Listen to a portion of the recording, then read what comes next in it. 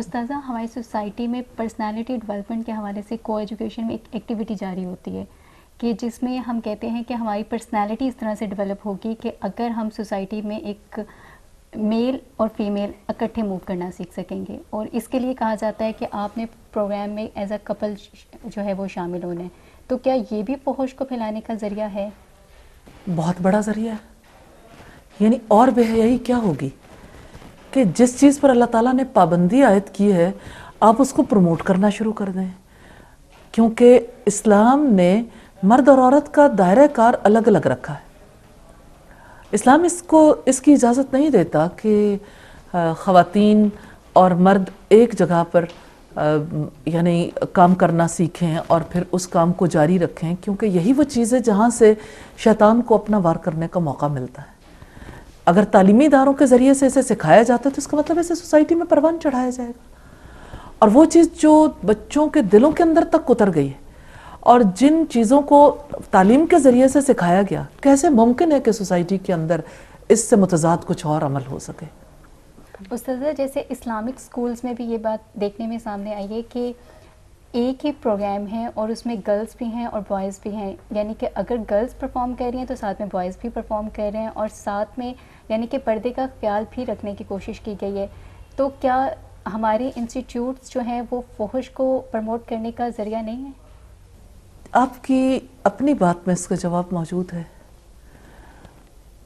نام خواہ اسلامک ہو یا نام اسلامی نہ ہو، بات ہے کام کی، یعنی فعل کیسا ہے؟ تو فعل تو ظاہر ہے کہ یہ بے حیائی والا ہے، اور بے حیائی کو پروموٹ کریں گے تو پھر کسی کے جو جی میں آئے کر گزرے۔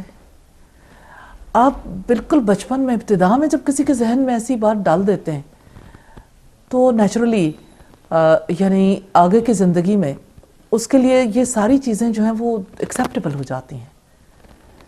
تو بالکل ابتدائی بچپن سے ہی یہ سلسلہ یعنی اس کے اوپر پابندی ہونی چاہیے، ان چیزوں کو سب لوگوں کو فیل کرنا چاہیے۔ اللہ تعالیٰ نے دائرہ کار الگ رکھا، اگر بچیاں تعلیم حاصل کرنا چاہیں یا بچے، ان کے اپنے لیے بھی اسی چیز کی ضرورت ہے، ان کے لیے بھی یہ مناسب طریقہ کار ہے کہ وہ یعنی الگ اپنے ماحول میں رہیں گے تو ان کی صلاحیتیں زیادہ پروان چڑھیں گی، اور ان کی پرسنالٹی انڈیپینڈنٹ پرسنالٹی جو ہے وہ زیادہ بہتر طریقے سے پروان چڑھ سکے گی۔ استاذہ کل بھی ایک ملاقات تھی، راول پنڈی میں ہم لوگ موجود تھے، اور وہاں پر پیرنٹس مسلسل اس تکلیف کا اظہار کر رہے تھے۔ ایک اسکول کے حوالے سے بات ہو رہی تھی جو کہ پاکستان کے ایک بہت مایہ ناز اسکولوں میں شمار ہوتا ہے، اور مسلسل ایک ہی خواتین کی طرف سے بات تھی کہ till Montessori O levels A levels تک وہاں پر کو ایجوکیشن کا سلسلہ ہے، کیونکہ کو ایجوکیشن جاری تو کر دی لیکن اس کے بعد جو اس کے رزلٹس آ رہے ہیں سوسائٹی اس چیز سے بہت پریشان ہے۔ وہ ایک واقعہ کوٹ کر رہی تھی کہ ایک 4 سال کا بچہ، صرف 4 سال کا بچہ ایک بچی کو ویلنٹائنس ڈے کے موقع پہ گھٹنے جھکا کے پھول پیش کر رہا ہے، اور یہ ان کا اپنا دیکھا ہوا واقعہ تھا۔ اب وہ اس حوالے سے سکولز جو ہیں، کیونکہ ایجوکیشن بہرحال اور انسٹیٹیوٹ ارلی چائلڈ ایج میں ارلی برنگنگ میں بہت زیادہ امپورٹنٹ رول ادا کرتے ہیں۔ ہماری سوسائٹی میں یہ بات سمجھی جاتی ہے کہ جب ہم ایک دفعہ بچوں کو اسکول بھیج دیتے ہیں تو ساری تعلیم و تربیت تو وہاں پر ہوگی۔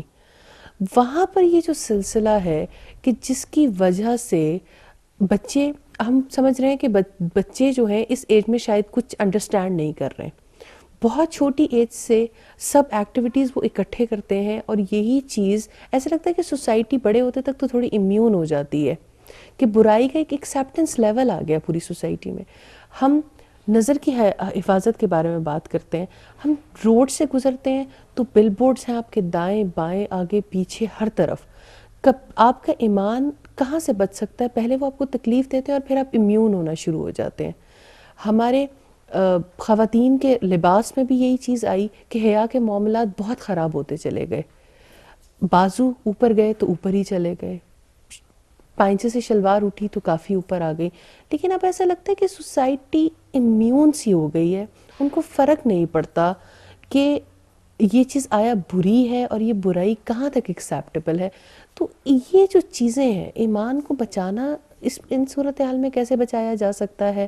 اور مسلسل ایک ایسے معاشرے میں پروان چڑھنے والے بچے بڑے ہم سب اس چیز کا شکار ہو جاتے ہیں کہ ہمیں برائی لگتی نہیں ہے. تو اس تکلیف سے کس طرح سے نجات حاصل کی جا سکتی ہے؟ نبی صلی اللہ علیہ وسلم کا فرمان ہے کہ حیا اور ایمان دونوں ساتھ ساتھ رہتے ہیں، ایک اٹھے تو دوسرا بھی اٹھ جاتا ہے. اصل پرابلم جو ہماری سوسائٹی کے ساتھ ہوئی وہ یہ کہ ایمان اٹھ گیا، ایمان کی فکر نہیں کی، ایمان کو صرف زبان کا معاملہ سمجھا. ایمان کے بارے میں یہ کانسیپٹ جب دیا گیا کہ ایمان گھٹنے بڑھنے والی چیز نہیں، سٹیٹک ہے، جامد ہے، اس کی وجہ سے لوگوں نے یہی سمجھ لیا کہ ہم نے زبان سے جب لا الہ الا اللہ کہہ دیا تو اب ہماری ذمہ داری ختم ہو گئی. جبکہ سورہ الحجرات میں رب العزت کہتے ہیں وقالت الاعراب آمنا، دیہاتیوں نے کہا ہم ایمان لائے. قل لم تؤمنوا، کہہ دو تم ایمان نہیں لائے، ولکن قولوا اسلمنا، لیکن کہو کہ ہم اسلام لائے ہیں. ابھی ایمان تو تمہارے دلوں کے اندر داخل بھی نہیں ہوا. تو اصل بات یہی ہے کہ ایمان کے لیے وہ فکر ختم ہو گئی سوسائٹی سے، جس کی وجہ سے بے حیائی پروان چڑھی ہے. کیونکہ ایمان ہوتا تو حیا ہوتی. ایسی بات نہیں ہے، ایمان والے لوگ بھی بہت ہیں، لیکن اوورآل ایک میجورٹی جس طرف کو چل رہی ہے وہ ایمان کا راستہ نہیں ہے. جب ایمان کو ترک کریں گے تو ظاہر ہے کہ حیا کا دامن بھی چھوٹ جائے گا.